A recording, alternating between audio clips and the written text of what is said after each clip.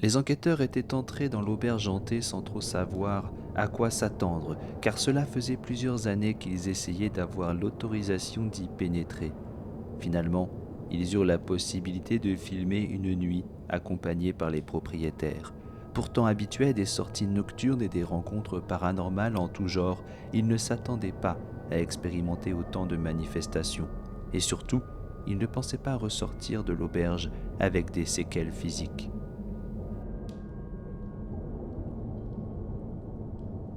Il n'y a encore pas si longtemps, j'étais enquêteur privé dans le domaine du paranormal. Je travaillais seul, mais il m'arrivait d'être épaulé par la police. À ce moment-là, je pensais me trouver un assistant ou quelqu'un qui pourrait m'accompagner sur le terrain, rester en support. Mon activité ne se limitait pas qu'au territoire français et j'étais souvent amené à voyager à l'international. Savoir que quelqu'un pouvait assurer la liaison depuis mon bureau me rassurait. Mais dans ces moments-là, j'étais seul. J'avais des collègues outre-Atlantique et pour le carnet de bord dont je vais vous parler ce soir, aussi par-delà la Manche. Afin d'être le plus précis possible dans mes assertions, je m'appuie régulièrement sur le travail d'autres experts afin d'écarter facilement des causes possibles. Ce carnet de bord parle d'une équipe que j'ai rencontrée dans le nord-ouest de l'Angleterre, qui travaillait depuis 12 ans sur la taverne de Shakespeare, dans la ville de Durham. Cet établissement est connu comme l'auberge la plus hantée de la ville. Le nom Durham viendrait de la combinaison du mot hill en vieil anglais qui se disait dune et du mot nordique holm pour île.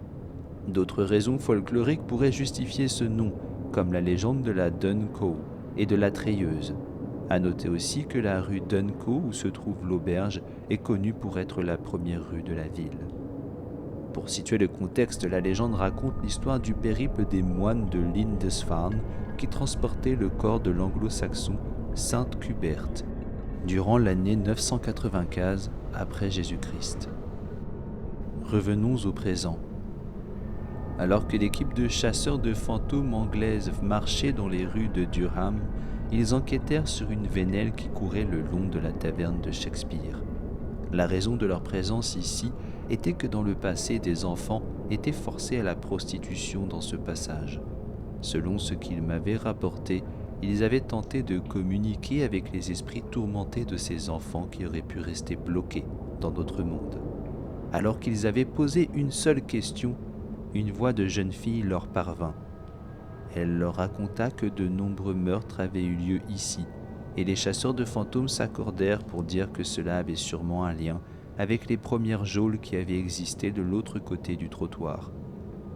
Ils avaient en leur possession un certain nombre d'informations sur les horreurs qui se passaient, et notamment la description physique du maquereau qui retenait ces jeunes filles prisonnières. C'était un homme gigantesque, une force de la nature. Il répondait au nom de Howard, et quand l'un des membres des chasseurs prononça ce prénom à haute voix, il sentit comme une bouffée de chaleur le prendre, puis descendre le long de son corps pour s'immobiliser au niveau de sa main. La chaleur était réelle, et la lettre H apparut sur sa peau pour souffler. Il fut demandé à l'esprit de la jeune fille si cela ne la dérangeait pas qu'une photo soit prise.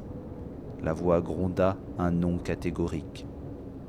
En parallèle, un autre membre du groupe filmait toute la scène à l'aide d'une petite caméra, de sorte à ce que quand il zooma sur la main rougeâtre, on put distinguer le H, mais aussi une silhouette gigantesque les observant à l'autre bout de la vénelle. Avant qu'il ne puisse esquisser un geste, la forme avait disparu et le groupe se décida à contacter les propriétaires de l'auberge afin d'enquêter à l'intérieur. La localisation des premières geôles de la ville n'était pas précise, mais l'équipe soupçonnait qu'elle s'étendait aussi sous l'auberge.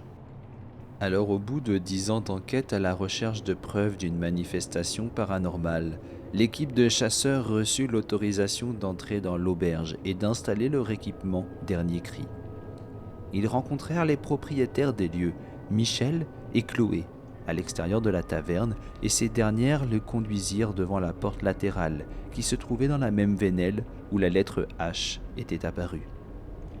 Au moment où ils posèrent le pied sur le sol en bois craquant, ils ressentirent immédiatement une énergie froide et obscure. Aucune des personnes présentes n'était jamais allées ici, pas même les propriétaires. Ils s'accordèrent donc sur le déroulé des événements de la soirée, puis montèrent jusqu'au 2e étage. L'escalier desservait le premier, ainsi que le 2e. Ils montèrent directement au 2e et une première caméra sur trépied fut posée en face de la porte par laquelle ils étaient arrivés, car c'était là que les événements les plus étranges étaient, semble-t-il, apparus. Michel expliqua que le premier étage n'était pas accessible. La porte qui permettait d'y accéder resta donc fermée. Ils purent donc poser leur matériel sur le palier et dans l'escalier. Ils réalisèrent immédiatement qu'ils avaient commis une erreur en n'apportant pas leur kit complet, car l'endroit était plus grand qu'ils ne le pensaient. Mais ils n'avaient que quelques heures pour l'étudier et ils ne voulaient pas perdre plus de temps. Ainsi, ils s'étaient installés dans ce qui avait été l'ancien bar et avaient commencé leur enquête. Tout d'abord, ils s'assirent dans le calme et essayèrent de communiquer sans équipement.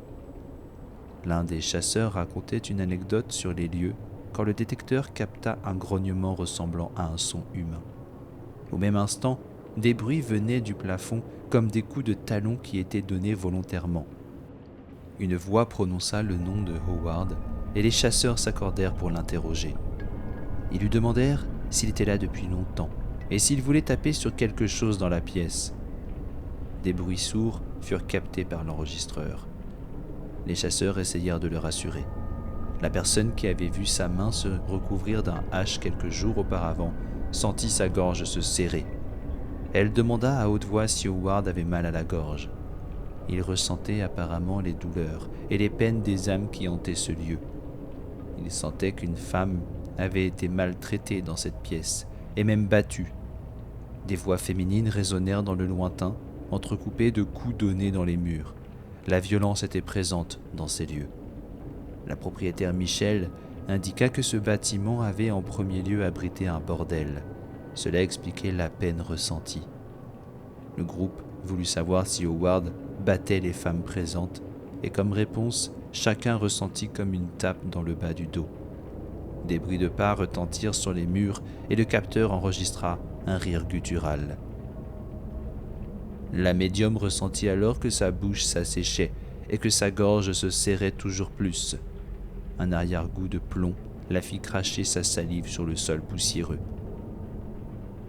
Elle comprit qu'une des femmes avait été empoisonnée.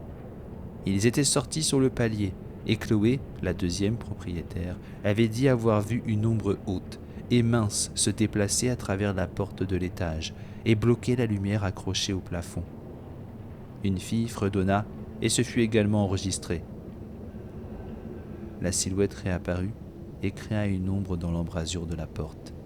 Ils avaient l'impression que quelqu'un était entré dans la pièce, car ils voyaient une paire de pieds apparaître derrière un rideau, puis disparaître, comme si le fantôme ne souhaitait pas qu'ils s'approchèrent de lui. Certains chasseurs ressentirent une douleur dans le cou, quasi au même instant, et eurent l'impression d'être pendus. Ils se sont alors dirigés vers le palier du dernier étage. Chloé ressentit un point froid là où il se tenait au milieu des escaliers. Des caresses dans le dos leur firent avoir la chair de poule. Quelque chose les touchait. Des bruits résonnèrent en bas de l'escalier. Ils prirent quelques photos avant de redescendre. Les manifestations étaient de plus en plus puissantes.